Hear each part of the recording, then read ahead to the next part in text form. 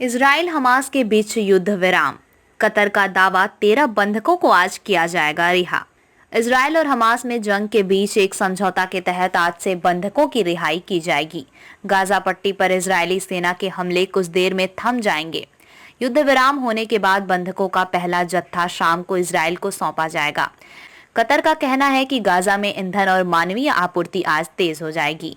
7 सप्ताह की जंग के बाद इजराइल और हमास के बीच 4 दिन का युद्ध विराम हुआ है।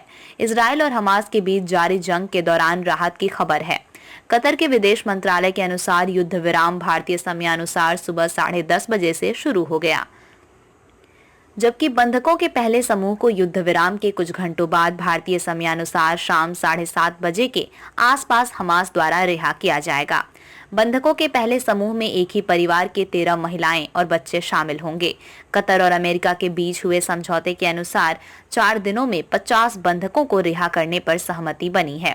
इजरायली प्रधानमंत्री बेंजामिन नेतन्याहू के कार्यालय ने कहा कि रिहा होने वाले लोगों के नामों की पहली सूची प्राप्त करने के बाद वो बंधकों के परिवारों के संपर्क में हैं।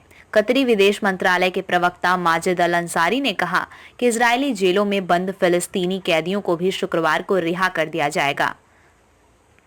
नामों की एक सूची को मंजूरी दे दी गई है, बिना ये बताए कि कितने नाम हैं। ये समझौता कतर और अमेरिका की मध्यस्थता का परिणाम है और इस सप्ताह की शुरुआत में इसकी आधिकारिक घोषणा की गई थी। बताया जा रहा है कि इस समझौते को अंजाम देने के लिए अमेरिका और इजराइल के बीच कई स्तर की बातचीत हुई। आखिरकार नेतन्याहू ने युद्ध विराम को हरी झंडी दिखाई।